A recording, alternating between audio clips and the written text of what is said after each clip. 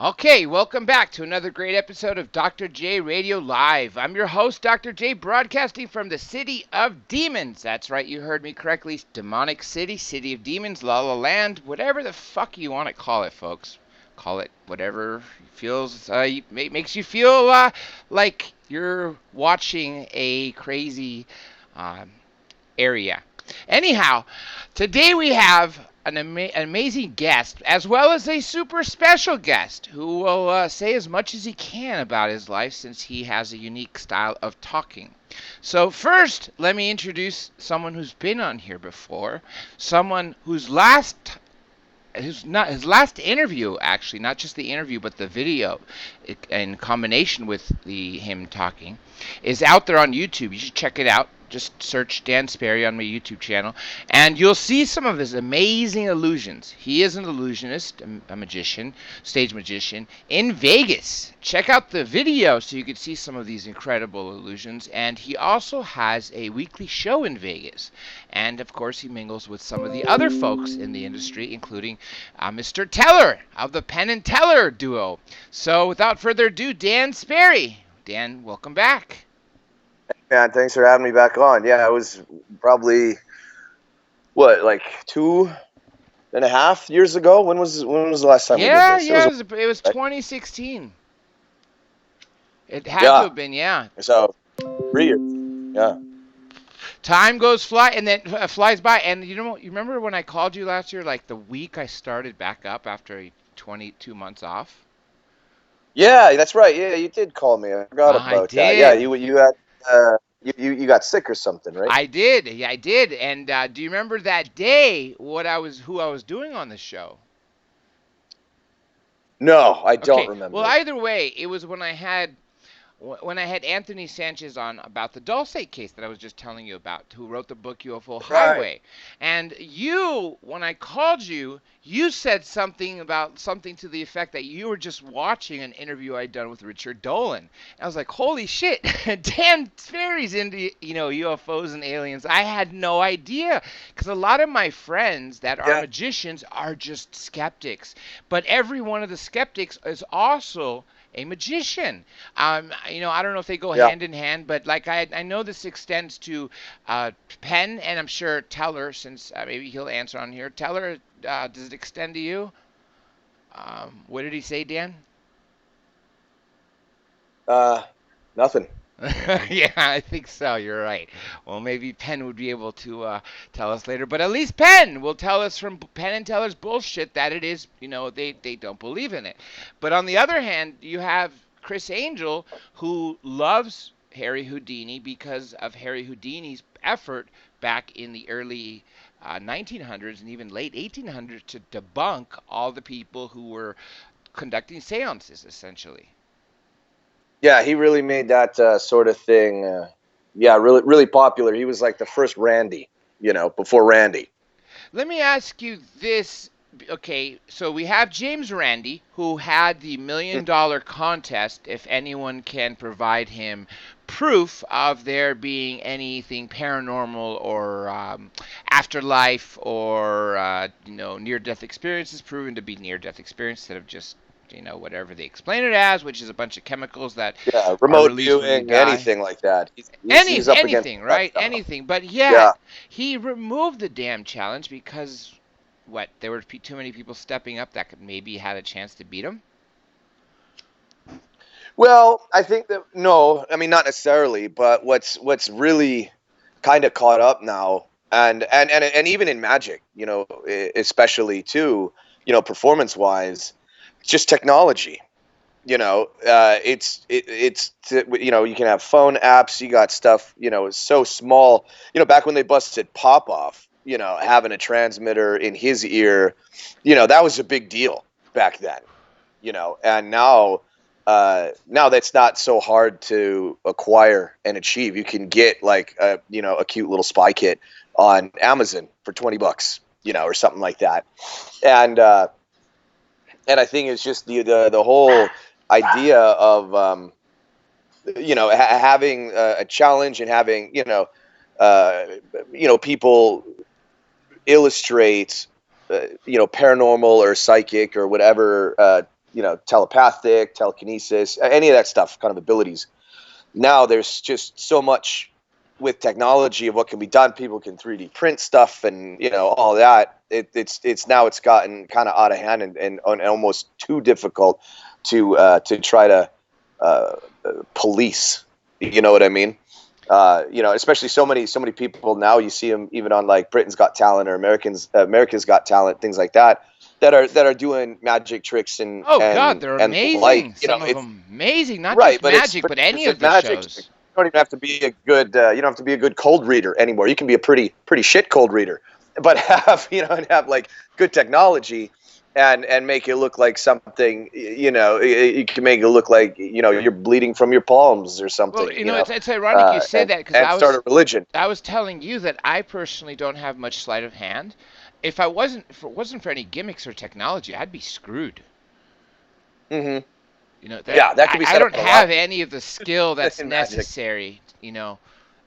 So that you're absolutely right. That technology will takes it to a whole new ball game as far as the illusions people are able to do. And it's sad. What's crazy is, so you'll have somebody who just has a bunch of money, and they're able to have some of the best, shows on the strip, yet they're not, as good as sleight of hand as someone will put it in the truest sense of the word. Yeah. If it comes down to real test conditions, and that's kind of what Randy tried to do, is create real raw test conditions in this sort of challenge here. But even anything outside of making someone do it completely naked, it's difficult now. Your friend Teller here on his show, Teller, maybe you could tell us a little bit about your new show with Penn. What's it called and all that? Where it's at? I have no idea what's Teller saying. Go ahead, Dan. Go ahead. Can you tell me anything? I think you're talking about Fool Us, their show Fool Us that they do on the CW. That's right. That's right. So that show, they have to fool Teller that we have on here, and Penn Gillette, his partner. And if they do, they get to, what is it? They go on with them? They get to open. Yeah, they get to come and do a week opening for Penn and Teller here in Vegas. At Rio. Just at the Rio. Yep. Which is really cool. And because Penn and Teller are super respected, probably in the top 3 respected guys by magicians in magic and such. So that's, even though the prize is not exactly a monetary prize like some of these other contest shows, just that it's sort of like, when bands would take up and coming bands under their wing and bring them on tour and let them open for them to help their career in that capacity. Yeah. This is a similar sort of idea. I've noticed, because of that show, and because you got to fool them, you got to be a really good magician. Anybody's got a gimmick, it's not going to work. They know everything. And the code words they speak, I'm sure. It's very difficult. Yeah. Yeah, but the people that do, one of the guys had to literally come on naked. Yeah, that's right. Yeah. I remember that. Yeah, he definitely did. That's right. I did forget that there was a guy that did it naked. Yeah. I don't think he fooled him though. No, he did. He did. And the magic they brought him back. They brought him back, and this was really crazy. I'll tell you about this real quick. I wish Teller was speaking more so he could go ahead and tell you about this. But basically, essentially, what he did is he was doing a trick where if he had, like, say, a fan of cards in his one hand, and the card that someone had picked, he would shoot it to his other hand and catch it. So he did it first with Allison, and then he went down and did it with Penn and Teller. And basically, after Penn and Teller were, deliberating, and they came back to him, and he says, what Penn said? He goes, I would have thought this. He goes, I wondered, did you have the card, an extra card somewhere, and did you just get it? And with your sleight of hand, did you happen to catch it or have it in your other hand? He goes, because we were watching. We looked everywhere. He says, or are you just that fucking good that you grabbed over, or that you threw it over and you just grabbed the fucking thing so fast? And he says, I think you just grabbed it. You're that fucking good. And I was blown away because the people that actually do fool them are like some of the greatest things I've seen, but yet I've never heard their name. Yeah, yeah, that's what's good, as well for the, sort of even just the showcasing aspect of it. A lot of really clever folks from all over the world, even, not even just from the States, but people coming over from Europe and stuff like that. That I think it was there was a time. This is a long time ago. I think it was this one guy named Keller, who was like the Copperfield of his time, had told Houdini that there can be several musicians or bands or whatever, and the public will be fine with that, and several movie stars or several comedians, but they can only really allow for there to be one successful magician at a time or something, and there's always just kind of one guy that's the guy for a generation or so. But now with stuff like with Foolus, and especially just the internet opening up on things on social media, Facebook, YouTube, Instagram, all that stuff, it's allowed now for more exposure all over the world and such. So that allows even for more um, opportunities for these guys, and folks that maybe wouldn't otherwise be known to find a platform and find an audience. Well, and this is a great platform they're being given because they're given TV and a week in Vegas amongst some of the greatest magicians of all time. And now and I told you this last year that I was trying to get Chris Angel on the show, and they said he couldn't do it at the time, but they invited me to some press release when he moved to Planet Hollywood, I think, right? Yeah. And then the other one was Copperfield, who just said to try him another time. I was blown away when I was just searching about, greatest magicians, and he's worth like $1 billion, like $900 million. Did you know that? Yeah, yeah. I mean, that guy's insane. Um, How long has he been performing? Do you know him on a personal level? uh, uh, not very well personally, but I mean, we've broken bread a couple times and stuff like that, and but yeah, I mean, he's obviously been at it a long time. And what's interesting too is if you ever get to Vegas, or any of the listeners ever get to Vegas, what Copperfield now is doing in his show, there's actually a big section about Area 51, and there's aliens, and there's UFOs and time travel, and these ideas in his live performance of his live shows now that is just beyond anything That's anybody's crazy ever because thought of he's a skeptic attempted too, to do. right? Should really check it out. No, you're talking about I wonder. Copperfield, yeah, Yeah, I wonder. I I think think he lo- he is because I know Chris Angel referenced it. mm, I'm assuming. I never heard an interview with Copperfield saying yes, this is all bullshit. Like Penn and Mr. Teller here did on when they did Showtime's bullshit, and not nearly as blatant as James Randi or even Chris Angel, who straight out says, there's no flying saucers, there's no, life here from another planet or anything like that. He's just no ghosts, nothing. And I'm like, come on, man. That's to me is very closed-mindedness because I get the fact that you're able to fool someone into believing something, but just to say that and then automatically believe everybody's so gullible that you must be so smart that you could explain away every UFO sighting that's ever happened, every abduction that's ever happened, every ghost sighting that's ever been, except they somehow got it wrong because they didn't have the eyes and skills a magician did to know that they were being fucked with. right, yeah. I think he's probably too busy counting money to really research properly and Yeah, pay true, attention to true. it. Well, I did hear from Marcus Lemonis. I don't know if you know that is. He's also this billionaire, and he goes up and invests in businesses that are about to fall, and just turns them around. And so he went to Vegas and Okay. shot an episode of The Prophet for CNBC. Oh, that And, guy. Okay. yeah, yeah, the Prophet guy.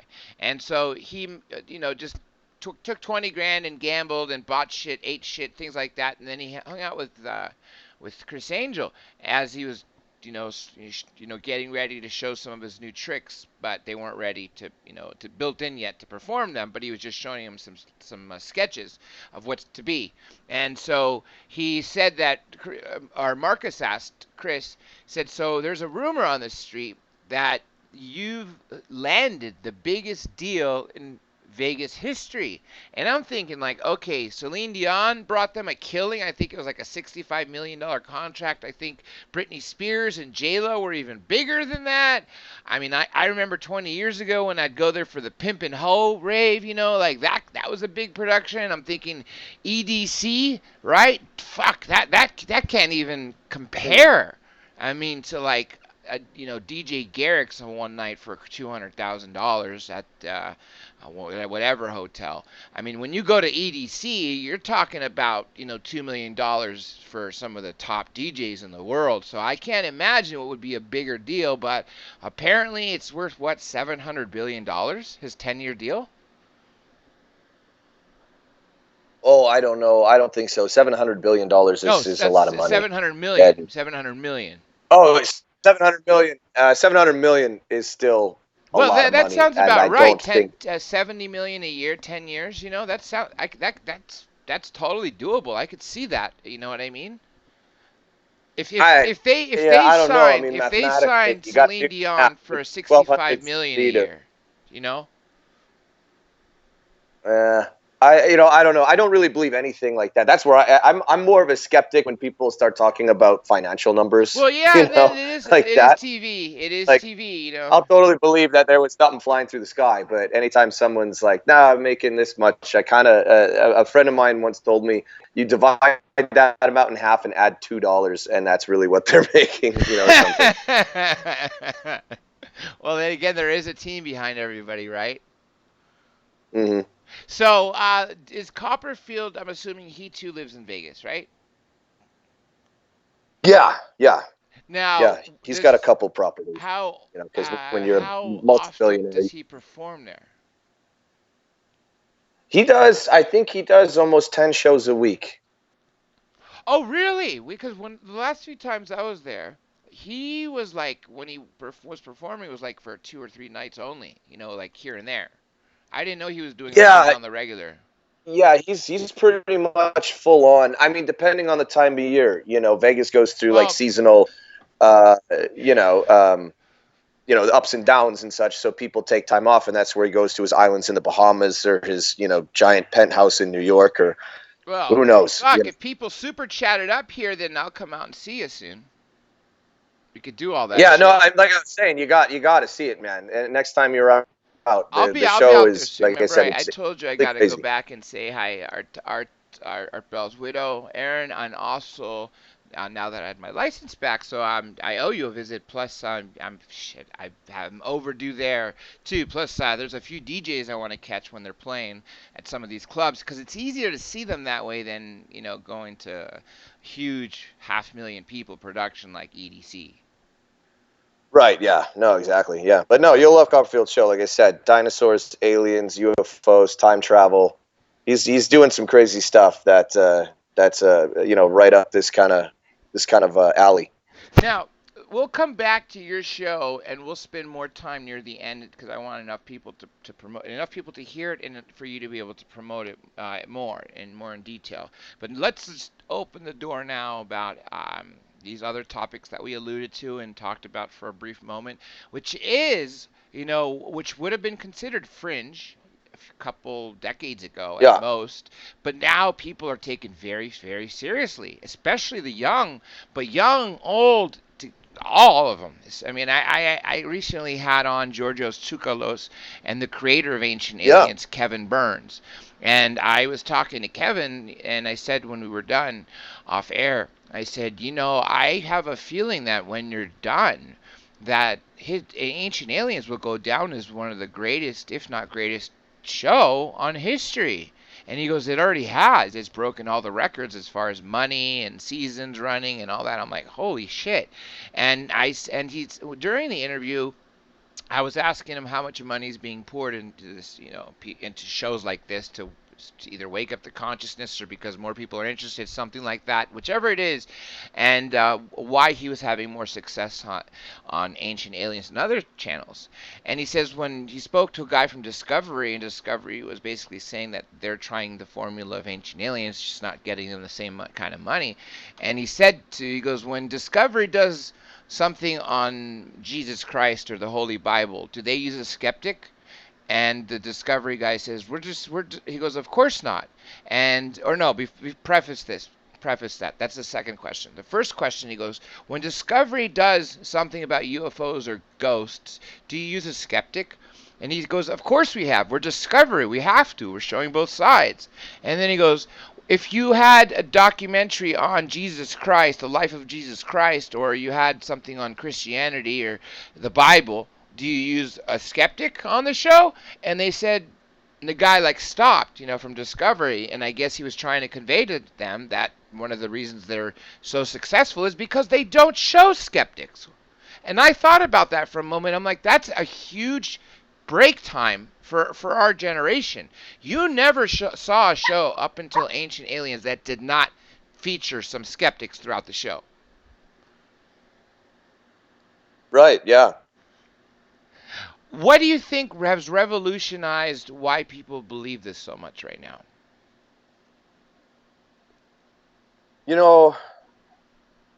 I think, I kind of think like, what's a good example? Well, I think what it is sort of like,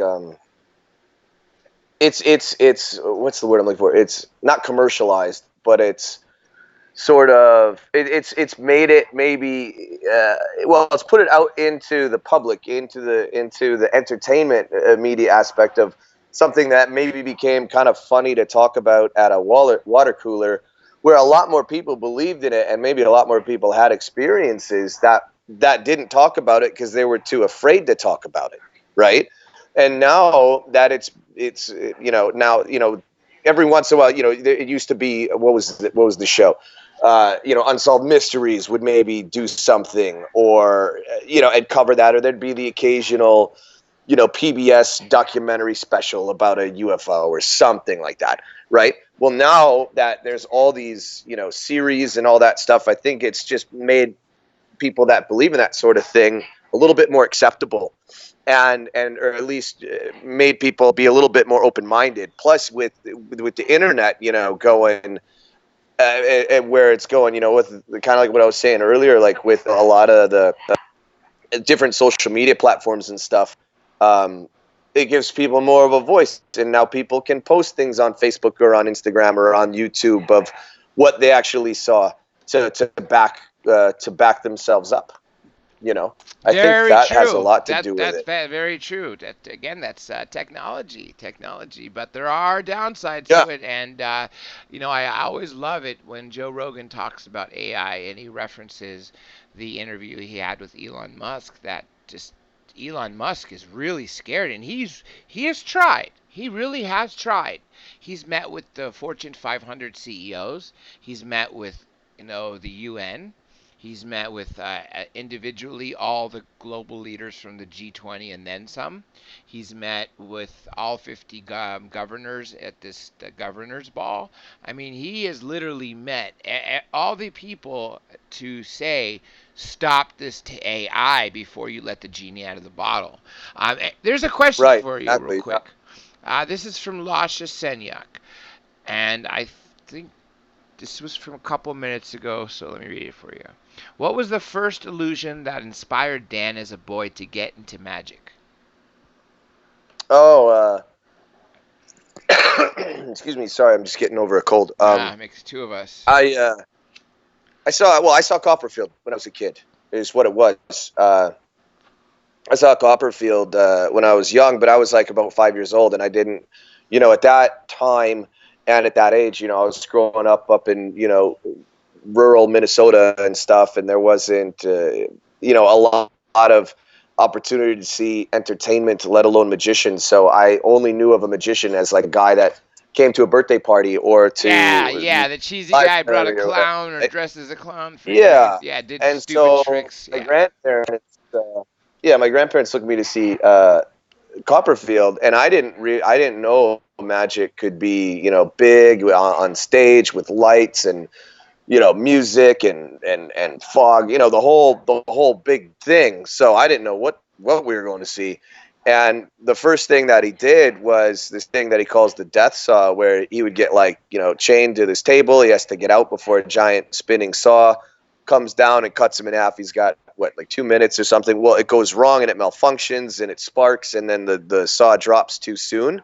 And with no box and no cover, nothing. I mean, and this is like in the, mid 80s. So this, this hadn't been seen or done quite like this before. So people freaked out. I mean, he had people that, that fainted, that pissed themselves, threw up, the whole thing. Wow. And it freaked me out, it freaked me out as a kid, because I thought I just saw a guy die on stage. You I thought know, this dude, 'cause I didn't know who Copperfield was. I was a kid, right? So I was like, I don't know who this guy is. And now he just does this. And furthermore, like I said, without really being aware that magic could be that big and theatrical, I thought I saw a guy die. And so I freaked out. We had to go out in the lobby of the theater because I was making such a ruckus, and everything. And I never saw him get put back together and nothing like that. So I was kind of given like magic kits and stuff to sort of show, like, look, there's a thing behind this. It's not exactly real, and that's what kind of got it going and sparked the process of the snowball. I'll tell you what it was for me, because I had only seen one of those, you know, birthday magicians when I was a kid, and that's it. That's really it. I had never been to Vegas until I was 21. I made it that way on purpose, and my parents, when they went Well, to yeah, Nevada, want to come I before you. went with them to Laughlin. As much as I hated it, at least they had a kids arcade, one of them. That's it. But Vegas, I would have made me really mad because I just wanted to gamble, even as a kid. Like, I'm Yeah, thinking video games that make you money. You know what I mean? I don't care if I'm yeah, 4. Like, exactly. let me the fuck in. But aside from that, I was watching this Halloween special from Universal Studios, and Teller here, along with his buddy Penn, were doing one of those, drowning in one of those 300-gallon tanks, right? Oh, and yeah, yeah. And I believe it was Teller who got stuck, and Penn had to grab, with the LAFD, and they grabbed hammers to break the glass to get him out of it. Then they went to commercial, and I'm thinking, the guy's dead. The guy's dead. I'm like worrying, I'm 5. And then I comes back from commercial, and they're both right there up to the mic piece perfectly fine, and I'm like, they just fucked me. They fucked with me. I really thought this poor guy died on live TV. You know? Right, but if you're watching, right, there Oh was my God, that's the man! I coolest was time hooked back in the on day. magic immediately. Yeah. But you, unfortunately, got to follow your dreams. You're doing this as a living in Vegas. You know how many fucking people in the world dream to be where you're at? Yeah, yeah, no, definitely booked and blessed, as they say. Yeah, yeah. I mean, you got a weekly every Wednesday, right? Yeah, so yeah, I started that. That just turned a year old, and we were up for. We'll find out in October the results, but we got nominated for Best of Las Vegas this year. The show just turned 1 year on July 25th, and it's a close up show, so it's not really what I usually do. So it's only limited to 40 people. It's in this sort of secret back room of this bar downtown, and it's just sort of like the weird, bloody, strange stuff that I do, but up close, in a more close up sort of thing. And other than that, I just pretty much stay on the road, Well, the that's rest of really the. important, I think, being close up, because one shows people you're not using like this giant gimmicked suit that makes you jump from one side of the room to another, pullers and drop doors and things like that. Right. Yeah. Well, yeah. There's a lot less opportunity for people to make assumptions or conclusions, whether correct or not. You know.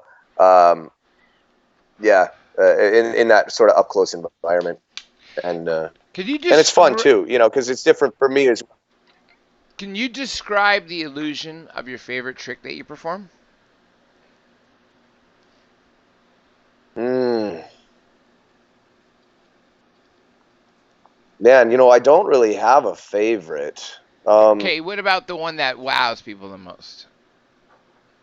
Oh man, that's a tough one too. I think, well, okay, my favorite. It goes in waves. My Yeah, of favorite course. right now is one that I do, and I've been doing it for like over 10 years. But it keeps evolving, and I'll stop doing something for a while, and then I'll bring it back Mm-hmm. and Yeah, change it up a bit. like a concert. Yeah, exactly. Yep, just like a set list at a concert or a comedian. And I think the one that that I did over this summer when I was up in Tahoe at Harrah's. Is this whole thing revolving around voodoo and the idea of ancient voodoo magic and stuff like that. And I get somebody from the audience on stage, and I turn her into a voodoo priestess, basically, quote unquote. And with that, I blindfold her and I stick needles through her and turn her into a human voodoo doll, and she doesn't feel anything, but her arms have needles going through them and all that, and then pull them out, and in the end, I stab a voodoo doll that's got some of her hair that I took on it and all that, and then she feels it, and all that. So that's been fun because it's to play on this belief and religion, I guess, in some aspects of voodoo, but it's still sort of lighthearted. I don't take it too serious, because you don't want to freak people out too much and think you're actually doing real voodoo. Even though I try and make that pretty clear, people still think it's real voodoo, but it's not. It's just a magic trick. But that's been pretty fun to be doing that again. I could just honestly picture if I had, been followed the path and was able to have the skill, that kind, because that's some really hardcore art. And when people do endurance things like David Blaine, I'm like, Jesus Christ, I mean, it takes a lot of skill, and you can't be a weak person either when you're doing the stuff that David Blaine is doing. But I always Oh yeah, wish, especially like not even human. yeah, right. Jeez, I really loved the last special they did. It's been a few years now, but he had a lot of actors and actresses and things like that. But there was a one trick that he did. It was such a basic trick. I'm sure you do this all the time. That at the end he had George Bush, right? President George W. Bush. Do you remember that? Yeah. And No, I don't remember this. okay, so at the very end of Real Magic or Magic Real or not, something like whatever it was, the ABC special, the 2 hour special on Hmm. him, where they had Will Smith and Harrison Ford and just a whole bunch of people, Christy Teigen and you name it, Katy Perry, President Bush. He meets with them and he does like a card trick. Then after that, he gives the president the cards and has him hold them in both hands, picks a number, and he grabs him by the wrists and he shakes his hands. Okay, when he's done, he tells the president, or he says the number, and he goes, "What was your number?" And he goes, "That your number." They were the same. And then he goes, "I have a gift for you." And he reaches, he opens the front of his sports coat, and he reaches in there and he pulls out a really nice looking watch, and he hands it to President Bush, and he realizes that, but when David Blaine was holding the wrists of George W. Bush, that he had taken the watch off Right, right. and then just handed it back to him. I thought that was just something so simple, because there's nothing's hidden from what he's doing, because when they slow it down they show you how he unlocks it, right? But at the same time, it's Sure. just the Yeah, yeah. coolest thing. You just took something away from someone and they had no idea. I mean, I can imagine what how good a thief becomes a pockpicket just by knowing this basic shit. Oh yeah, it can certainly be tempting at times, especially when you're younger. To try to use your powers for bad stuff. Maybe sometimes. Now, okay, we know that Chris Angel is the starch. Um, I don't know what word to use other than just skeptic, but more than that, because there's a difference. It's healthy to be a skeptic. You have to be a skeptic, but when you're trying to be a debunker, where you're always trying to fit one of those circle toys into that square hole, it's never gonna fit, no matter what you do, unless you carve the fucking thing, right? There's Yeah. guys out there that get paid money, like the guy from Skeptic magazine. I mean, that's a huge income. I mean, he's not this multimillionaire, but it's enough to live enough of a luxury life. He's got a nice home in Santa Barbara and this and that, Michael Shermer. But his job is to go out there and no matter what, there's always an explanation. And sometimes there really isn't an explanation, especially when you have things like the 3 videos that DoD released, right? I had on here a very good friend of mine, but he too is one of those skeptics, and I had to tell everyone just to be nice on him because I didn't want to debate him on air. Whenever I debate him, because he's a friend, I mean, I have to know people on the other side. This is a show. I do all sorts of topics. So obviously I'm not going to bash my guest on air. Now, there was a Right. couple times where I had to tell him, like, hold on, Robert, this part is actually true. Like, no, with the DoD footage, the USS Nimitz, the commander that was in the F-18 Hornet did fucking see this. We're not talking about what you just see in the video. We're talking about what he saw that you don't see in the video. And he's like, oh, okay, I'll concede to that. He goes, but the point is I, and he is one of those people that is also runs a skeptic society or part of it, and writes books, etc. But yeah, but either way, those people are also dwindling. If you notice that, there's not nearly as many people that are skeptics as there were, say, 30 years ago. Sorry, you cut out there. What was that? We're at the very end. There it really isn't as many skeptics out there that are young too as there were 30 years ago. It's the same players. Yeah, no, and I've wondered about that. I think, maybe it's just because, I don't know, maybe it's just that younger generations are just kind of like, it's funny. Let me don't tell you care. this. You know who Seth Shostak is? No, but maybe if what was some of his work, maybe I would be He familiar. runs SETI. Oh, okay, yeah. He called me and he wants me to book him soon, and I said sure, but I'm like, you usually don't call me and say when can you get me on next. You usually like just call me to say hi, and then we'll talk maybe when's next, in a couple months something. He's like, no, I'd like to address these DoD videos and also what people saw, the astronomers saw with this Oumuamua that came into our. I said, why? What, do you have a press release or something? I mean, are you guys taking a stance on that? He goes, no, I just want to say that, as someone who's running SETI, I am going to say what I've always said, that, we still rely on the scientific proof. Extraordinary evidence, requires extraordinary proof. He goes, however, in light of these DoD videos, we do, believe that what they caught was anomalous, that wasn't something that was like a light refraction, that, the skeptics haven't debunked the videos as being something that was natural phenomenon, and the fact that there had nothing aerodynamic, in essence, was something that was unique. He goes, but that's not to say any video on YouTube about UFOs and aliens we will take. We're not here to study UFOs. He's just said this broadens our scope. He said our methods are still the same, because that's one thing I always argue with him about, the methods. The methods just being so outdated. Sending radio waves, who's to say that that's what they're listening for? Any civilization. And then I said to him a while ago. I said, what about light? Sending light, and using information that's carried in light, it's going to travel much faster, and you can embed that much more information. And this one astronomer thought about the idea that if you could send light out instead of anything else, literally in a small area of light, you could embed the entire internet. And I'm like, they said that would be an encyclopedia for humanity. If that was Basically, civilization would really, if they got that, they know everything there is to know about us. That's it. Simple as that. Philosophies, religions, everything. Everything you need to know about humankind is in this internet. Yeah, I'd have to update my Wikipedia before that gets set. Before the ETs get it. Yeah. Yeah. Now, what do you think of this Area 51 run? Man, I mean, that's one of those things that when I started seeing that come out, I was just like, yeah, okay.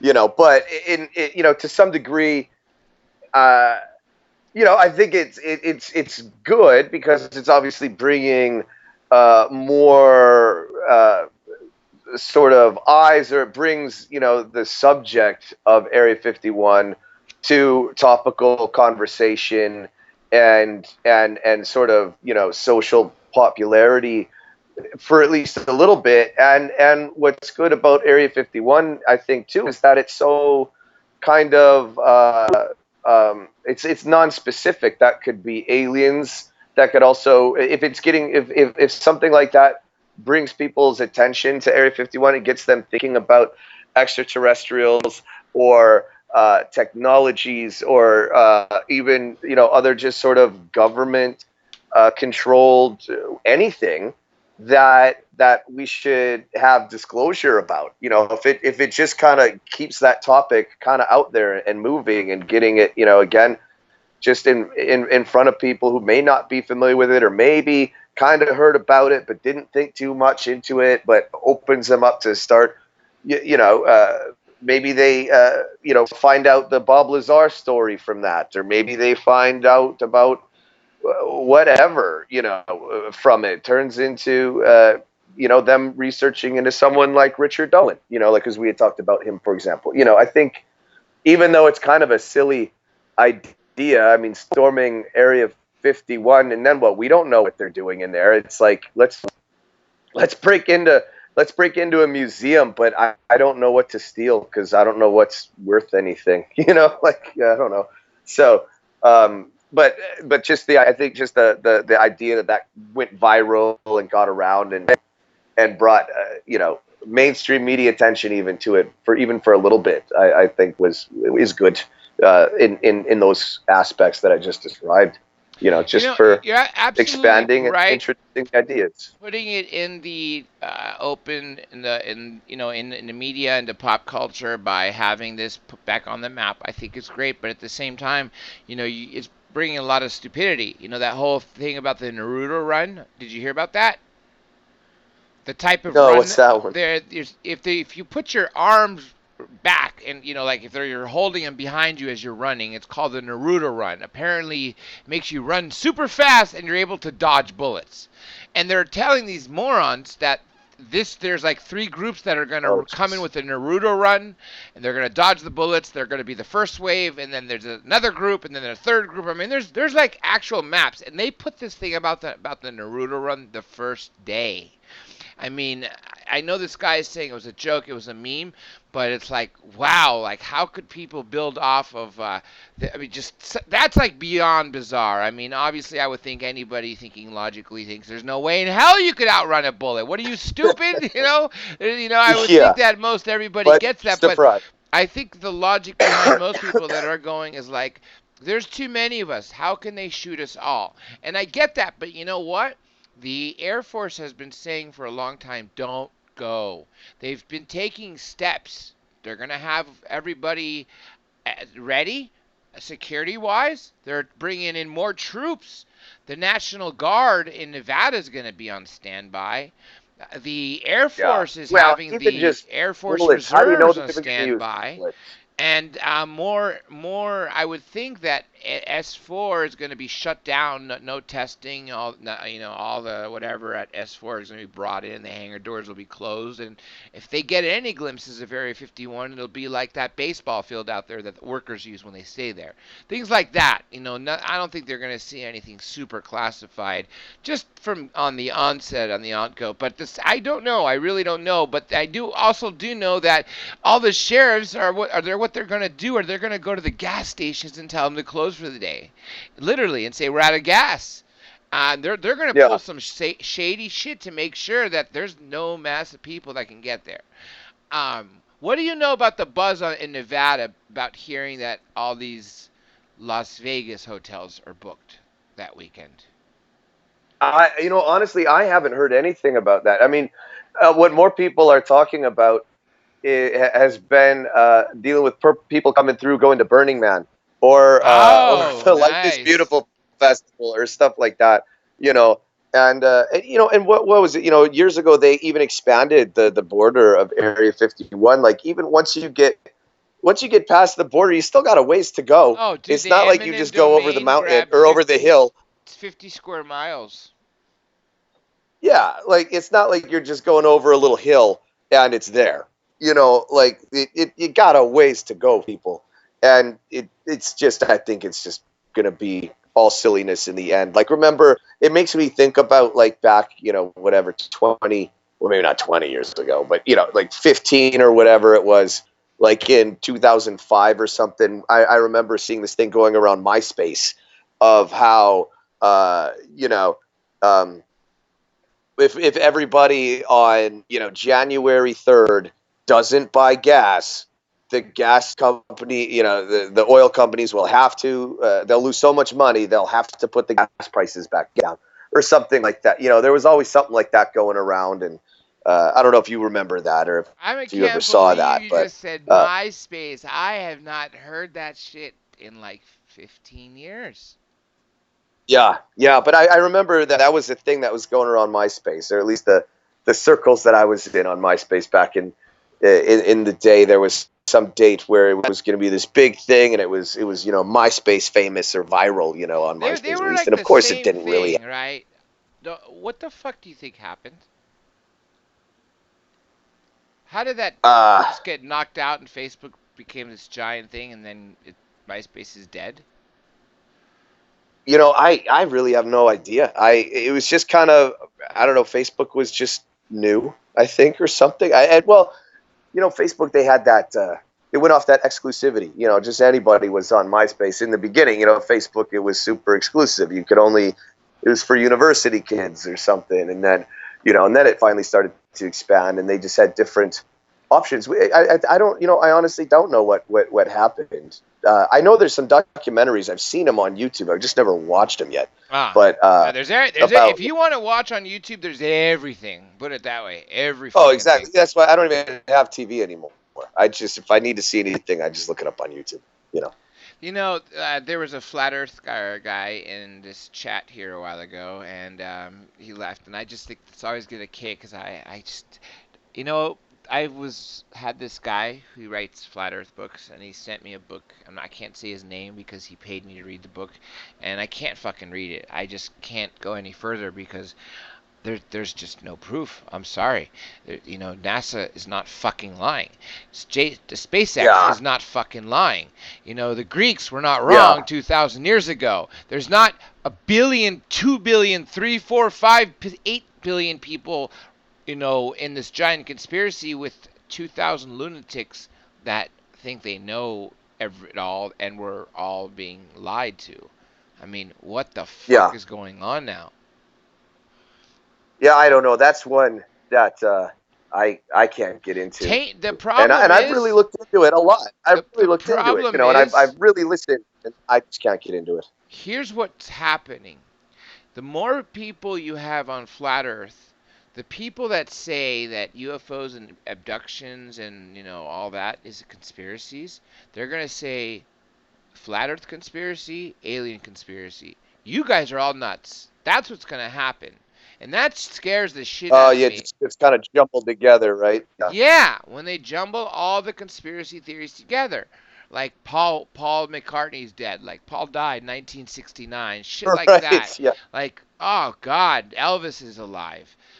Great. Now we have flat Earth attached to us. The conspiracy theories in general. I mean, it's things like that that scare me. That's why UFOs, with the different name changes, such as Hillary Clinton when she said they changed it to UAP, unidentified aerial phenomenon, or recently what they said in some document somewhere in there. I think it was the Grant memo or Wilson memo, and it basically said that they use AAV, advanced aerospace vehicles now. The point Right. is Yeah. I heard that recently. Yeah. right. It has to change from UFOs and be advanced aerospace vehicles because that gives it more of a real name, and that shows that we know more what it is than saying unidentified, right? And at the same time, it can get us away from this conspiracy shit and get on with the facts shit. Yeah. Yeah. With that more official sort of nomenclature that they're going towards, I think that is setting up for the beginnings of more disclosure trickling out. I mean, or at least as much as they can allow, to be trickled out. What do you think about disclosure? I remember I had different stages of whether it was going to happen, whether it's not, giving up hope, having hope, and that has even changed in the last 5 6 years for me. I could tell you that, but more interesting, I'd like to know what you think. Well, I mean, I don't think, at least in this lifetime, that, and I mean, I could be wrong, but who knows? But I don't think in this lifetime uh, any any current um, sort of any current live being disclosure. I don't think we're going to turn on the news and the president's going to be having a press conference and saying, and standing next to me is J Rod's third cousin's nephew, Yeah, yeah. or something like that.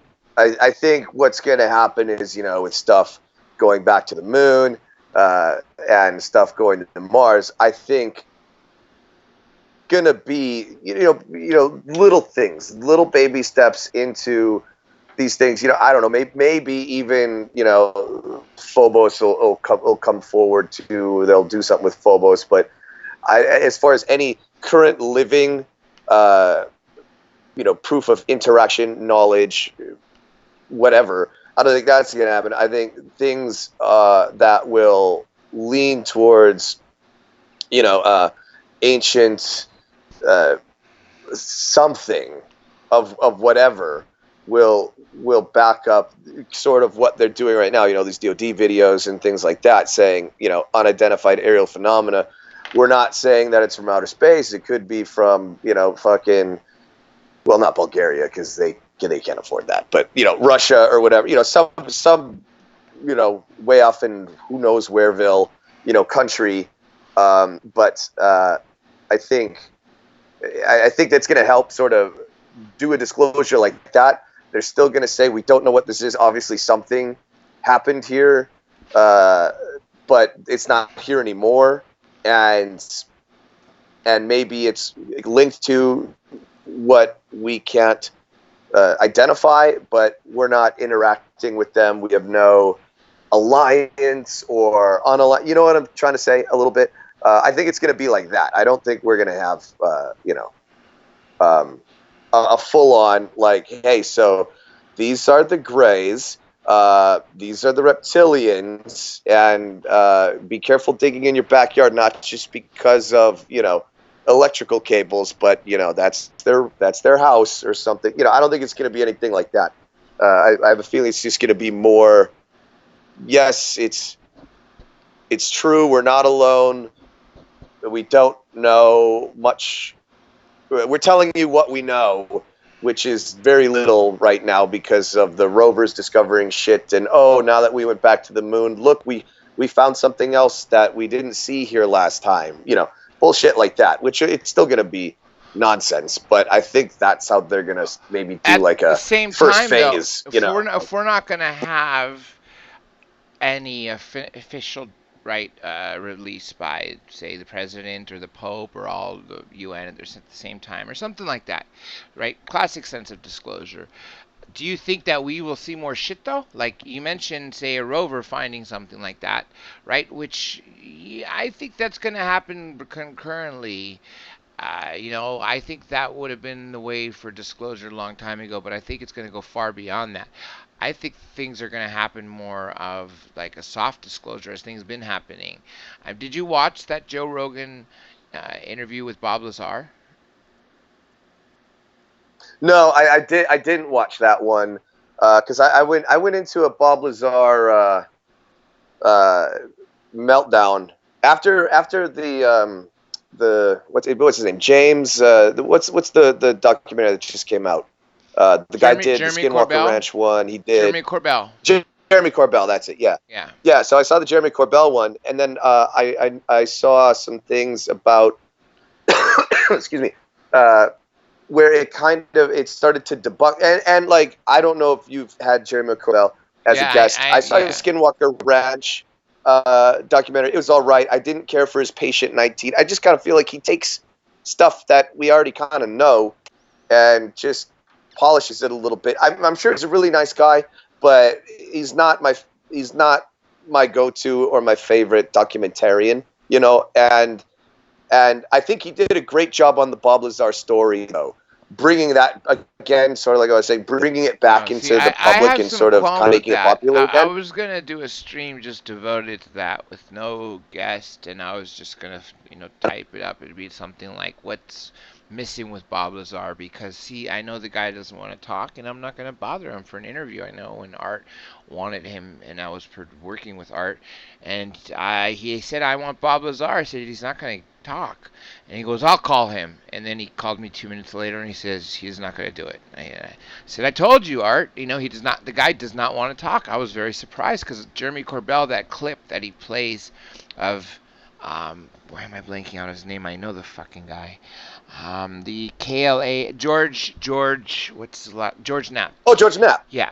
When he played that clip of George Knapp, that it's George Knapp's mansion indoor pool area, and George is being interviewed, and he says, "You got to talk to Bob Lazar." He goes, "I don't know if he'll talk to you. The stars got to be lined right. There's a slim chance when you approach him." He goes, "He may not want to talk to you, but he may want to." Like, he goes, "You never know. You just got to try." That, when he filmed that, 2012, okay? 7 years ago. He has been trying to get to Lazar for years, and good for him, he got to him. But I'm so mad because there's nothing in that documentary that I didn't fucking learn. And everything I want to know, there was nothing new, is what I want to ask. I want to know why the fuck no other pictures have been drawn. Show me. I'm sick of seeing the S4 drawn. Okay, I love it. I'd love to have Pop draw me a copy and I'll put it up on my wall and frame it. But I don't want to see that as much as I want to see the other 8 discs that were there. What's a Jello mold look like? Show me what a fucking Jello mold craft is, right? What does one of those top hat craft look like? Show me that. Draw that out. And I want to know what all the briefing documents hold. I know he mentioned this in his oldest documentary that he produced on his own. It's called Bob Lazar, or the Lazar Tapes. But I was very disappointed with that recent interview, or that documentary of Jeremy Corbell, because it didn't say anything new. And then also the Bob Lazar interview by Joe Rogan. I always say that's better. You can just watch that Rogan interview or you listen to it, and you'll know more than you knew from watching Jeremy's documentary. And at the same time, even that Rogan interview is missing the key fucking questions that I wanted to ask Bob Lazar. Yeah, well, I'm sure there's there's going to be the same talking points as always, with these things. And even though Joe's obviously, very curious and into, I think into these, various subject matters to a degree, I'm not sure, how I'll tell you what I learned into from it to be able to ask. Rogan that I never learned before. I learned of the fact that there was commies on that base at some point, and there was also that at least one of the craft was found at an archaeological dig, possibly even the sports model that he was working on. Okay, well, see, that's cool. And why wouldn't that be included in And Jeremy's Jeremy's documentary. documentary, right? I'll tell you another thing. When Bob Lazar spoke in 2015 at the UFO Congress, which was the only time I've seen him speak in since I've been going to these events, and he talked about this experiment they did, where they had the reactor and they had a candle that was lit, and because of the element 115 and the gravity that it emits and is amplified by the reactor, because even the element 115, they talk about that in the documentary with Jeremy. They talk about that cloud chamber experiment, right? Well, what you don't see is Right. that Yeah. the light bends, and there's no reactor there. This is when Bob Lazar took element 115 home and brought George Knapp, John Lear, and Gene Huff, and a few friends over, and he showed them this copper out looking element that was like in a triangle shape, flat triangle, and he said that that's the fuel that for the saucers that they use for the reactor for the gravity machine. And then he says, look, this thing or this element already has gravity to it. It affects gravity, and they shot a beam of light and it bent it. But at S4, when he was there and he was meeting his partner Barry for the first time, and he was being shown a bunch of cool shit the machine can do, the reactor, he literally had a candle lit, and then it was frozen in time. And that's when he realized the true implications of the craft of, because that Bob or Albert Einstein said something years ago that Bob Lazar, who's constantly says that this is true, what Einstein said, because I've seen it fucking true, and of course we all theorize it to be true, that gravity affects space-time.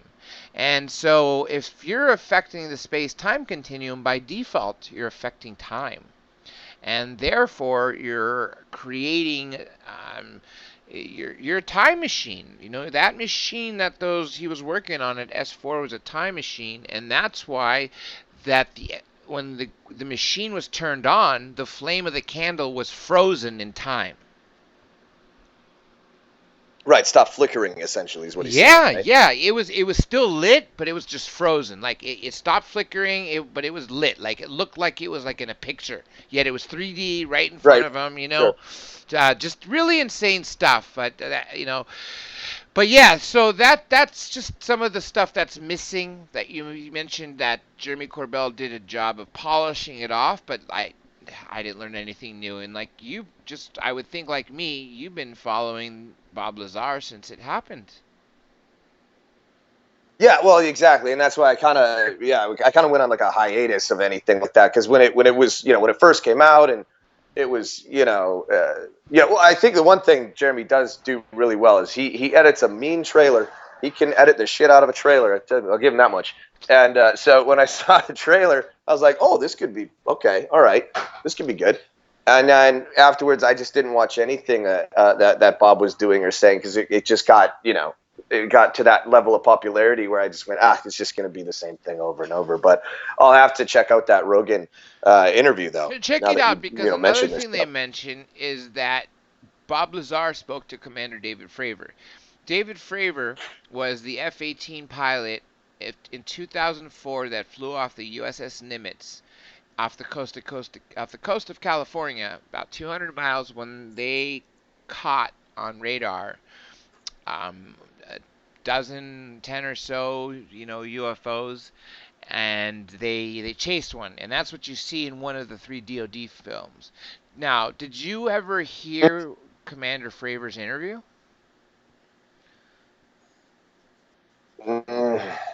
No, I feel like I watched, maybe it was him. I swear I saw one of the pilots. Maybe it was him then. Yeah, he's only given a couple interviews, but it's one of the few things that you'd find out there. And basically, if you recall, what he said was that first it was raining UFOs. These things, because radar only goes to 80,000 feet, these things were dropping down and going to about 50 feet above sea level in 0.5 seconds, 27,000 miles per hour, no sound boom, and they dropped from over 80,000 feet, possibly hundreds of thousands of feet, literally into 50 feet above sea level in almost half a second. And the other thing was that when Commander Fravor first spotted one right under the water, he said that it looked like if you put a pinball in a cup and you shake it around, that's what it looked like it was doing. It was just flying around in there. And Bob Lazar does a great job explaining that. Not making much of a wake, like, because if you put it underwater, you'd think it would create some sort of. Because they're enveloped in gravity. So the water is not pushing against them. That's why they're able to travel supersonically underwater without having the water, push onto them. Because the drag This on is the sort of water. like what Greer explains this as well, right? Like it's pushing. It's like if you the way I think it was described, even in, I think Lazar explained it this way. If you put a bowling ball in the mattress and you push down in front of the bowling ball in the mattress, it's going to roll. Okay, that's the propulsion, but that's the propulsion, right? But think of that concept, but then think of the fact that you take that concept and they fly like that, but when they fly, they're enveloped in gravity. Get that, right? So that bowling ball is what they're the cloak around them, right? Get it? Yeah. So they're inside the bowling ball. Now they can operate in space within our atmosphere and underwater, going the same way, meaning that there's no drag at all in space because there is no atmosphere. It's a vacuum. Yet we have an atmosphere here because there is drag in the air. That's what causes the sonic booms and things like that. We know there's way more drag in water. I mean, anyone try to go swimming, like, you got to push hard on it. I mean, a submarine, all that stuff, they cannot go these crazy speeds. Yet this thing can, because it's enveloped in that shield, like a gravity shield. Just by default, when they turn on to fly around, they're basically untouched. The water never touches the surface of the craft, not once. You'll never see them wet. Yeah. Okay. Now I get it. Yeah. Yeah. So, what's your favorite case that you've ever studied? I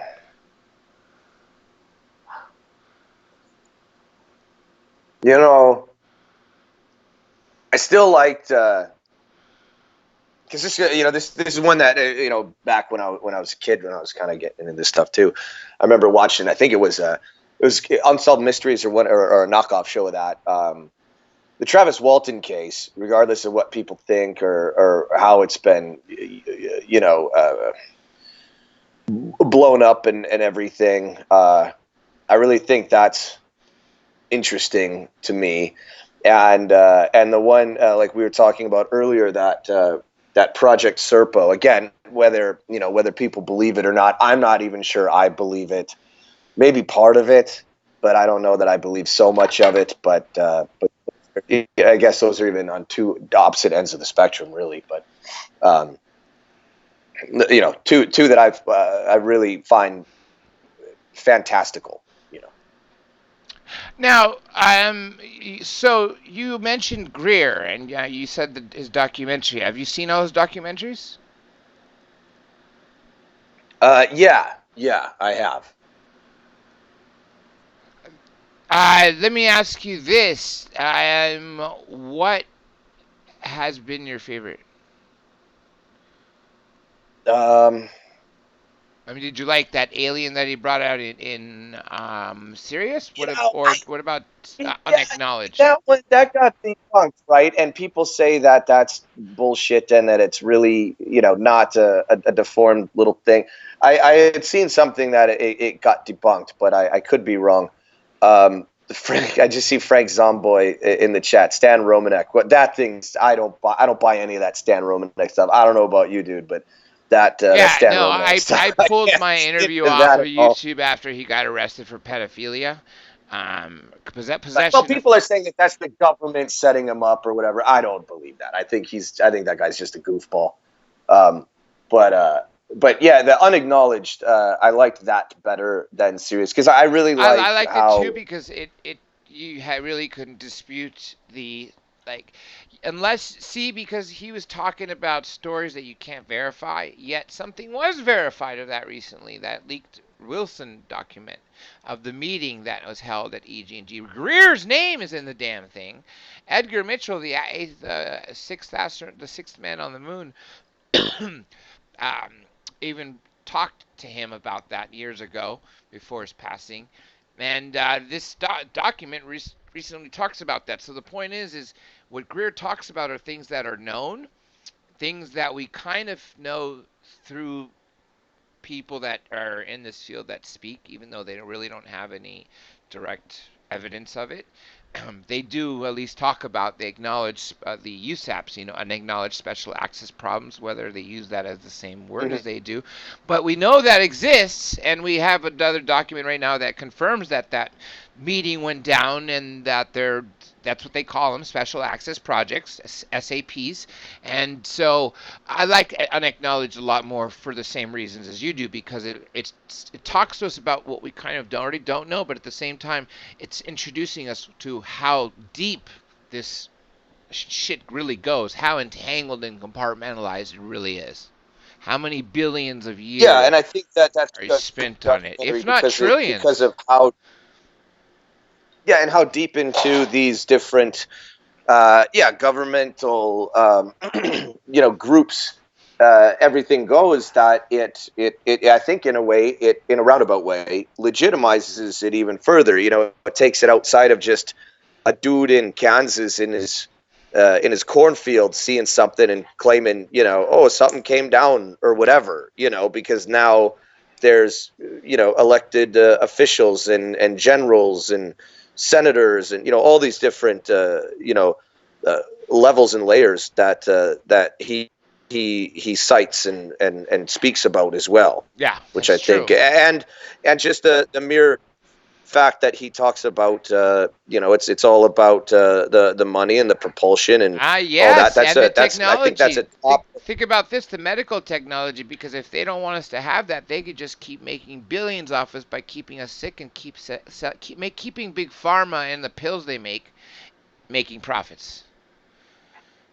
Yeah, exactly, and that's there's so much of that that's coming out now, and so many other documentaries that have nothing to do with extraterrestrial or supernatural or alien or whatever. But it's another, I think, great sort of uh, documentary that does touch on both sides, the extraterrestrial and governmental cover up stuff, that legitimizes it, and it makes it palatable for someone who maybe isn't necessarily a believer, but in the way the information and history of it is presented by Greer in these documentaries, I think someone who isn't into it can easily, like I said, makes it palatable for them, so they can easily watch it and go, I've never believed in this stuff. I'm not sure if I even do right now, but I believe that. I could see that, being a thing. I'm, you know, that's what you mentioned. That's great, and I'll tell you, I have a friend of mine. He also runs a radio show, and he's a great guest. If you've ever had a chance to hear any of his stuff, his name is Robert Morningstar, and I love what he always starts his show offs with. That essentially that there's no conspiracy. There's no such thing as conspiracy theories. He said there's no conspiracies. There's only one conspiracy, one big lie, and everything is connected. And I love when he talks about that because really, if you think about it, everything sort of is. Yeah, I mean, yeah, I agree. you talk about Good that, point. aliens. A lot of people who see UFOs all of a sudden have paranormal activity around them. You talk about the way big money is always a factor in whether it be the cover up of this killing of the presidents. I mean, there's. It seems to me that there's always some level. There's always something that's connecting all of them. Okay, there's something here for you. Let's see where it went. Lasha, does Dan think the military would be using illusions to fool people that aliens are attacking us? Good question. Yeah. I mean, that's a good question. I'm not sure that there's anything, like that's sort of like what, Well, listen, let me tell you this. During why am I World blanking on his name? I mean, well, the V2 rocket guy, von Braun, warned that the government's going to do that eventually. Werner But von Braun did I'm say not certain that, that, right? But guess yeah, you know the history of this, that during World War II they employed stage magicians to make it look like the battlefield was full. The magicians grabbed a bunch of balloons, and they made balloons that looked like if you blow them up they were like tanks and jeeps and shit like that, and they literally made it look like there was a whole staging area ready for an invasion, just to throw off the Normandy invasion of being somewhere yeah. else. I think that's, if that worked then, why wouldn't we keep working that? But is there any technology or anything that you could do that could even possibly fool people into believing that? Do you really think that's even I mean, possible? I don't even know if that's possible. I don't even know if the technology, or at least our understanding of what stage magicians do on a psychological level, really has to impact people into really believing we're being abducted by aliens, or being, invaded by aliens. yeah, I mean, I think psychologically there's something stage magicians or just magicians in general could contribute, but technologically wise or methodology wise, I'm pretty sure the government, if they wanted to, they could do that without help from magicians, uh, as far as that aspect goes. But you know. Psychologically, there might be, of how to get people to look at a certain place at a certain time. I wouldn't be surprised if magicians aren't even already being used, or they have people in the government that study magic, and magicians, and take lessons or whatever that help in false flag operations. I'm sure Ah, that's that's a already good going on as point. well. That's a very good So, point. I yeah. never considered that they would be used in like the Gulf of Tonkin or anything like that. Could be, I wouldn't be surprised, as well. Like I said, I mean, even historically, way back in the day, there was a guy that did. It's an old. Nobody does it anymore, but it's an old principle of a magic trick called the light and heavy box, where a dude gets the strongest man in the audience on stage, and he has to just pick up this little lunchbox, and he can't. But then a little kid comes out of the audience and can pick it up, no problem. Huh. And that was used. That was used to stop a war. I forget what the war was. It was maybe, this is hundreds plus years ago. But they used that to actually stop a war where the magician came out, I think, for the French, and had his general lift up the box, and then the general of the other forces, the adversaries, he couldn't lift up the box, and all his troops and everything, they They freaked out and freaked dropped out to their because knees. they thought that was something magical, that the other general had some Oh yeah. secret power. Oh yeah, they totally thought so. That's an example, and that's historical fact that actually happened, I and love so it. yeah, I never heard that fucking story. I love it. I think that's far more important than using balloons during World War II. yeah. So I mean, there's a case in point right there.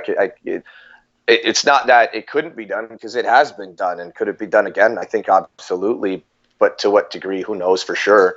But yeah, I think that could, to answer the question, yeah, I Let me think see so. if there's something else here for you. Otherwise, um, can aliens read our minds? Nicholas Cashmore. Maybe not all of them. I don't know.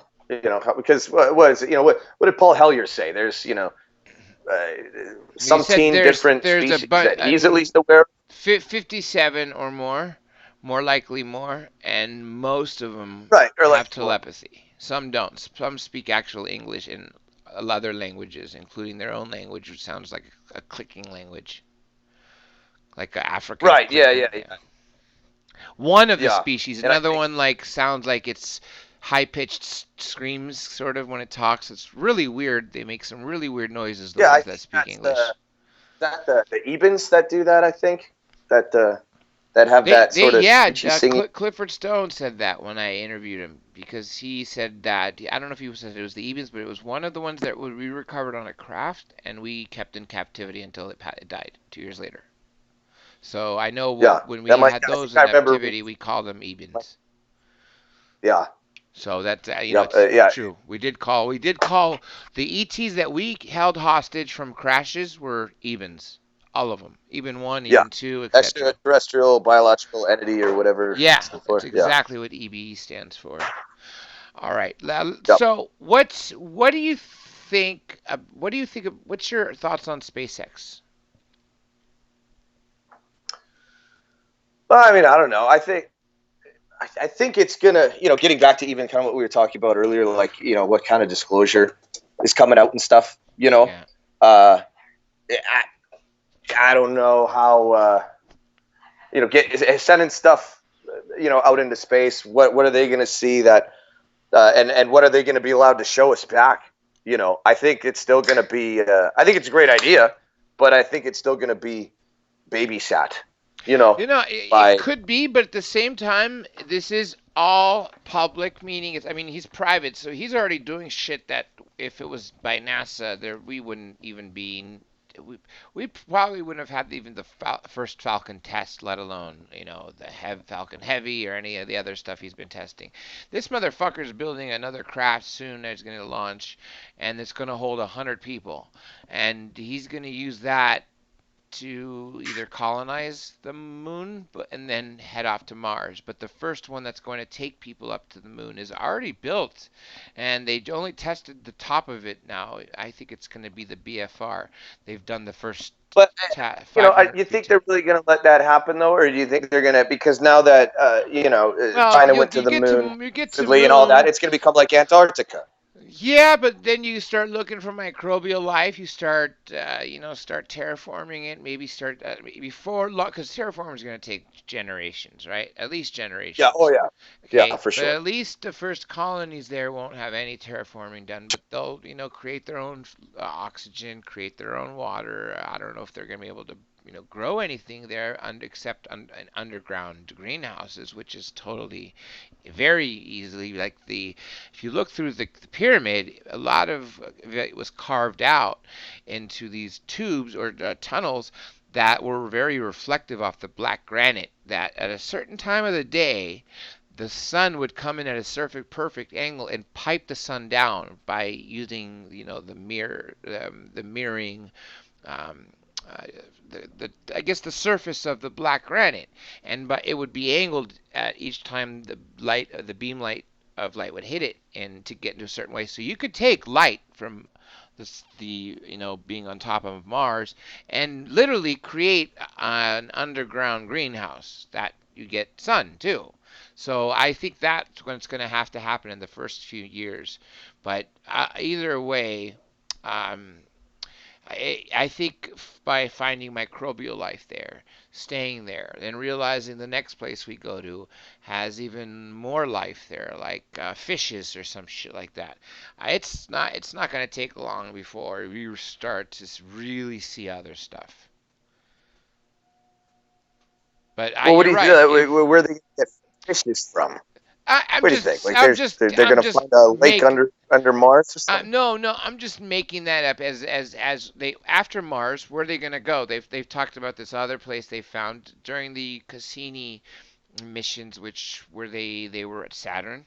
They around Saturn they found a really small moon, like 300 miles diameter, and they said that in that moon, the satellite images around it, the photographs from Cassini around it show there's like a volcano on the bottom and it's spouting out water literally into space, a bunch of water, and it's massive, and they're hoping that since they know it's covered, but they didn't know that it was erupting until underwater, that they think it's got lakes underneath. I think at some point we're going to get to a lake that's got something in there outside of single celled bacteria. Yeah. No, I agree. I think there's some, yeah, and Some sort back of to like what aquatic we were talking life, about earlier. something. As disclosure, we're not gonna, yeah, it's not gonna be the president like high fiving a dude, Yeah, he's from not great. Him and the Gray are wherever. not going to come there, Orion. and Yeah. I'm not going to see him No, on it's the gonna 9 be o'clock something like news. this. Well, that it's going to Yeah. be that, Yeah. I think. But at the same time, what about technology? What do you know about reverse engineering technology? Have you ever heard of or uh, Colonel Philip Corso? Yeah. Okay, what do you think of his story? I think it's 100%. I don't have a problem. Uh, but I think he's being truly genuine. Now, I think he's been obviously telling the truth. Why would he have any reason to lie right before he dies? And at the same time, everything that he brought into military hands, look how crazy our technology has blown up since the time he was purported to have done this, 1954. We've blown shit up. Look at that technology now, which me and you were in the 80s, that technology to us was cool as shit. We could actually use video games. We could control what's happening on a TV screen. Like, wow, that's huge to us. VCRs, and we just the technology was great, man. We got a man on the moon. We could fly in a big plane to the other side of the world in half a day or shit like that. Life was good. But now, when we compare the 80s, like, we're like, wow, that was almost the dark ages. Yeah. Yeah. In a way. Yeah. When you think about it. And it's scary as fuck, because what's 30 years going to do? 35 years going to do to us? Where do you see us in 35 years? Oh yeah. Well, I'll probably be dead. Ooh, don't knock But on wood. Don't say that. Why? How but old are then you? I think really I think I mean I think something's gonna plateau for a minute. I kind of feel like something's gonna plateau for a minute, and then we're gonna have like another big big sort of renaissance again. Um, and I think what's probably going to happen is we're going to plateau for a minute, and the renaissance is going to come with propulsion. There's going to have to be something, whether through supposed invention slash creation or through disclosure, uh, where propulsion will change, and that will sort of reinvent the the game, of not just travel here, but um, all throughout galaxies and that. I mean, I don't think we're gonna be like teleporting or anything like that, but you know what I mean. Here's something else for you in chat. It's just a comment from Lasha to someone else in the chat, but I'm going to take it to you. She says, I wonder if men in black are just magicians or tricksters from another dimension. What do you think about what she said? Oh, that could be. I've never heard that hypothesis. That could be. You know, um, maybe they're like time travelers or something, and it's a club, and this is a game, Yeah. and it's a game that they play with technology. Like, I mean, I could see that being some guys are play squash or something, or go golfing, and then maybe some guys are like just big kids, in another dimension or at another time, and they get dressed up and put on their outfits, and as part of a game to fuck with us, because they know we're gullible enough at times, to see they stage something really easily that they can do probably remotely, on there. They probably got an app for it, and then they jump back through, the portal or whatever, and then come and fuck with us just as a joke. It's a prank. It's like these are the jackass guys from a different dimension or something. Well, let me ask you this. Um, you know, hundreds of millions of people around the world have been reported abducted. And there's been a statistic that's been going around that was 1 in 40. And President Dennett, I don't know where he read that statistic, but he applied it just within his own family and friends, and he'd found that it's absolutely on the dot, if not more. And then, of course, he's looked at other groups of people. If you look at that, that means that there's been hundreds of millions of people taken. It's soon it'll be like an eighth or a quarter of a billion. We're getting there at some point. If you think about that, that begs the question of why. What do you think? This is speculation, of course, only. In your opinion, what do you think the true agenda is for abducting hundreds of millions of people over a couple years on Earth? I don't. That's a big number. I mean, 1 in 40. Very big, right? 1 in 40. 1 in 40 people are being taken, have been taken in their lifetime. Or they claim to have. Yes, thank you. That's true. See, that's yeah. See, so But you gotta when you gotta have factor hundreds of in. millions of people, right? What percentage of them are telling the truth? Even if Well, it's yeah, that's 2%, kind of, that's still a staggering number. yeah. Oh One yeah, percent yeah. I'm of sure. 1% of Um, 200 million people, I mean, is a staggering number. 0.001% of 100 million people is still a huge enough number. It's like, wow, 10,000 people like cannot be lying. right. And then how many times? I'd have to before I make like any sort of opinion. I'd be curious to see what more statistics come out of if somebody were to ever take a sample of this, like Oh, take well, if it's 1 in 40. oh Take yeah, take a yeah. bunch and then see what are their ages and how many and how many times did they supposedly get to, and then sort of look at them all and say, well, all these people actually have Nordic, uh, Oh, that was strong Nordic done. The ancestry. person They're who did the actually, 1 in 40 it was broke down how many which people are meeting with what groups, what meeting are meeting with others, and types of spacecraft, and just different things like that. So yeah, I mean, I don't know so the person who did it, but yeah, that's the way it is. yeah. I mean, yeah. You I'd be could curious. I'd search be it. curious about that. And then what kind of experiences were they having when they were supposedly abducted? Were some just kind of you know shown around? Was it more educational? Are some claiming to have had more Medical experiments, invasive yeah, that was encounters? across the board was medical, abduction, as far as having Hmm. tested, either removing semen and eggs from women, etc. And also sometimes it included education. It would be like a mass abduction where these people would all be showing like a giant screen that would show like the end of the world or something else. The point is they on almost everybody who's been abducted and had medical experiments, at least some of those people will say, yeah, they too also were shown stuff on in 3D, shown stuff with other humans on board, like all looking like the zombies because they're like sleepwalking. They don't know they're there. They're not aware of each Right. other, but they're all watching something.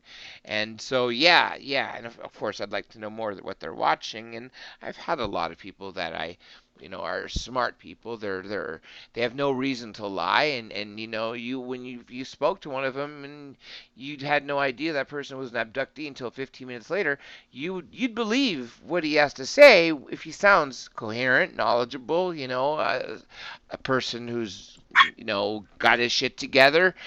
There's a lot of great people who have been taken that I've had on this show, and I've always say this because it wasn't necessarily all the people who are famous that you would know that I have had on the show, like Whitley Strieber, Travis Walton, etc. But when they're on air, people who also have had experiences are listening. And through their questions, sometimes you realize that that person is also being taken. And then when I start talking to them and interview them, you'd be surprised how many of them have very, very similar stories, yet have unique enough information that makes it very different. And the few that I've pulled out, that I could say their name, Nathan Tafoya and Adam Ambrose, who I've interviewed that are listeners, they are actual sketch artists as well, and they drew out and sketched out, and Nathan even painted out like almost like you would see in prepping a movie. What do they call those scenes? It's like a comic book. It's showing the different scenes. Storyboards. They show me Oh, storyboards of storyboard. their Yeah, yeah. whole event. Like literally, you could see each picture, how when things started, like what happened. One of them was about an abduction that happened on campus at recess when in elementary school. None of the other kids saw this. A giant craft coming and landing, except for a guard, not a guard, the school plumber. When the kid was in class and an orb came in, and he followed the orb out, and it turned into a being, a 6 foot gray, and that the plumber saw because he was scared shitless and he took off and then got frozen. But he other than that, no teachers outside, none of the other children saw this 30 foot diameter craft with these aliens coming out, except this kid that was taken. And the janitor And the janitors, or yeah, the the the janitor. plumber. Actually, I think janitor is more correctly, because he was a plumber too. I was just blanking on the word janitor, Well, but I yeah, usually have to the be in maintenance elementary guy. school. Yeah, the school maintenance guy. That's right. So the point is there's a lot of fucking amazing people out there that I know that I've so I again I don't know if that 1 in 40 is accurate, other than people claim.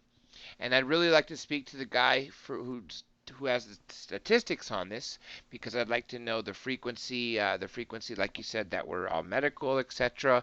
I'd like to know which species, if there are more areas on this planet that have a higher number of people being taken versus others, and things like that. I absolutely want to know. And again, I'd like to know how many out of those 40 people is it true, because is it maybe 1 in 400, 1 in 4,000, etc. That's true. But regardless, those are either way staggering numbers. It's not just a couple nuts anymore. Right, right, yeah. Well, and even kind of like what we were saying earlier as well, with the way consumer level technology has grown and changed. Imagine just even like think of all the people that saw the Phoenix lights, for example. And that was back in what, 97, when the nicest sort of camcorder anybody had was like a semi-digital 8 millimeter thing. Now we got nicer things on a burner phone that you can get from 7-Eleven, to record on. So if it is that many number of people that are having abduction or even sighting experiences, the way things are going should be much more Get this. convenient Here's the if they can fucking even problem. if they can Right. snap out of it. Here's the fucking problem is because you have all this amazing technology at our fingerprints, even a burner has internet now. I bought before I gave my mother this recent iPhone, I bought her a burner because she didn't have any cell phone till she was 70 something, right? And it was just a burner I bought. Even that cheap prepaid burner that was $20, that too had internet access. It had Wi-Fi. You could literally surf the net, do whatever you wanted. I was blown away. I thought it's just a burner, take pictures, texts, Right. that's it. But you're right. This shit's gone out of control. Out of control. Anyhow, we are winding down. Before I talk more about your show, I want to spend a couple more minutes on this topic. So, what more would you want to know? Okay, let's say of all the guests I've interviewed, which a lot you know of, who would you like to hear more of? Because you should come on and be a guest host sometime. Oh, well, man, right on. Like I said, a big fan of Dolan.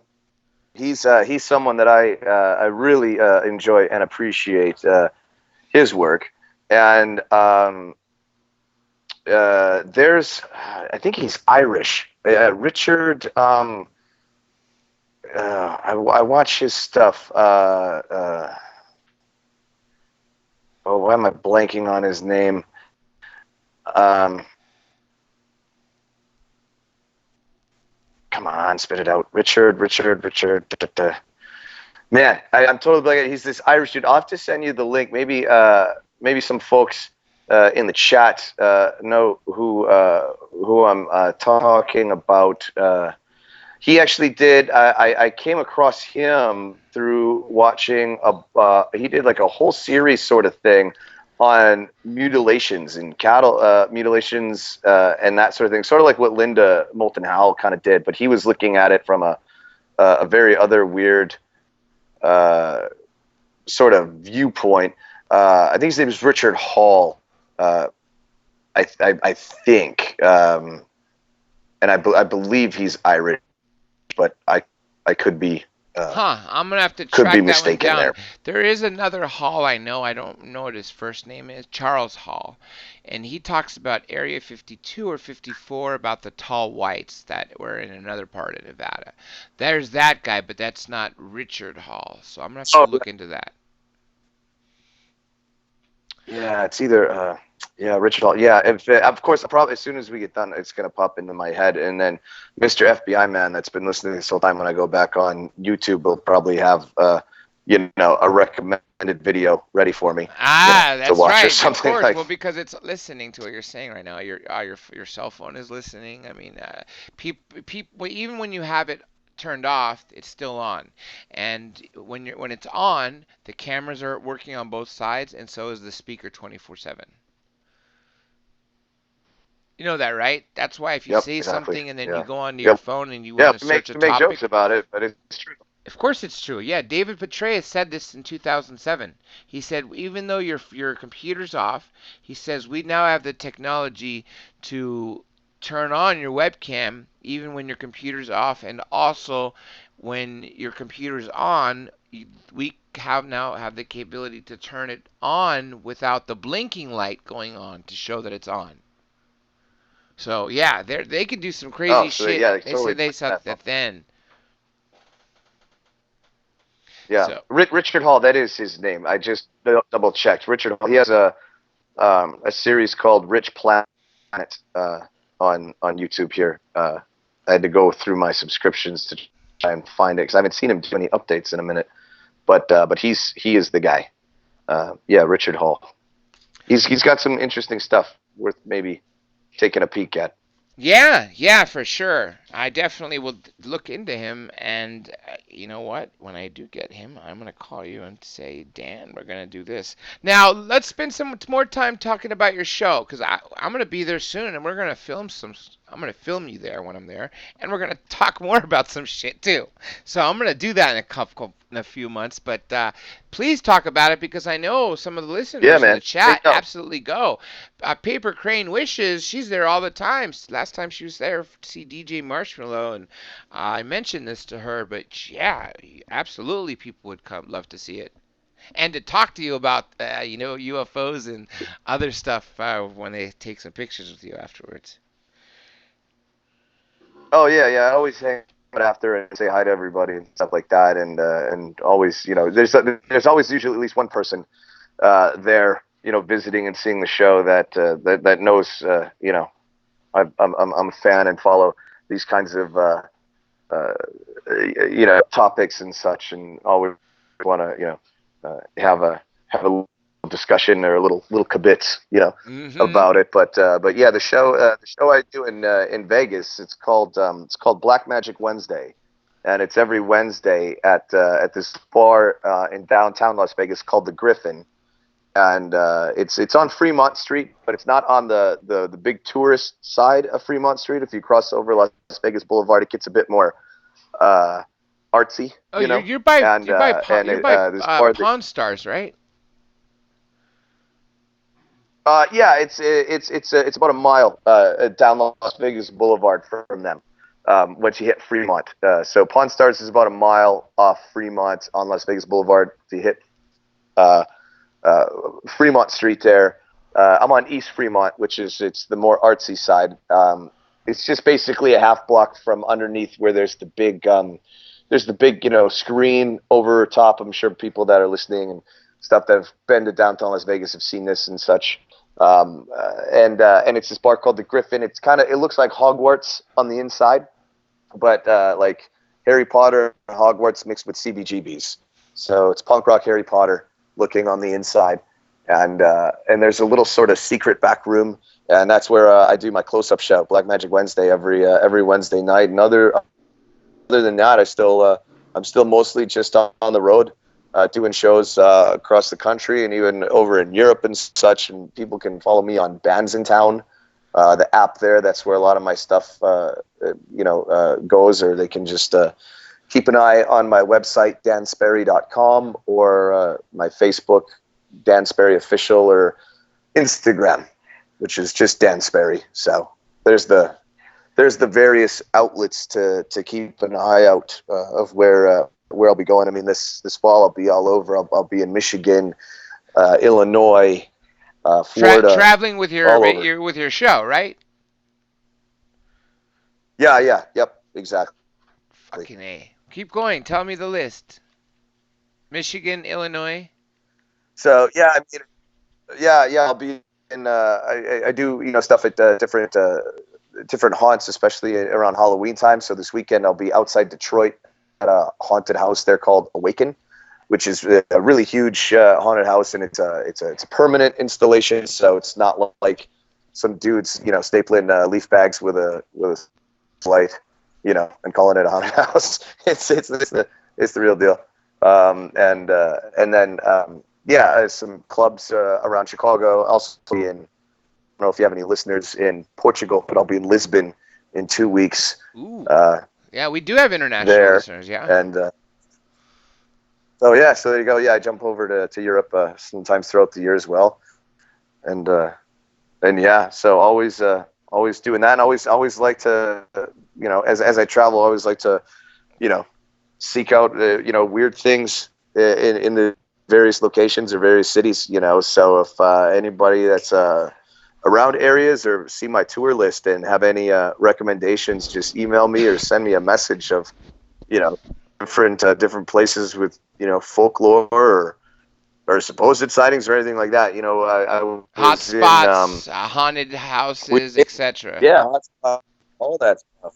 Yeah, we were. I was on tour a few years ago up in Utah, and wanted to go out and try and see some crazy things, but didn't hot spots, didn't get to it. But I did get to. We were down in Huntsville.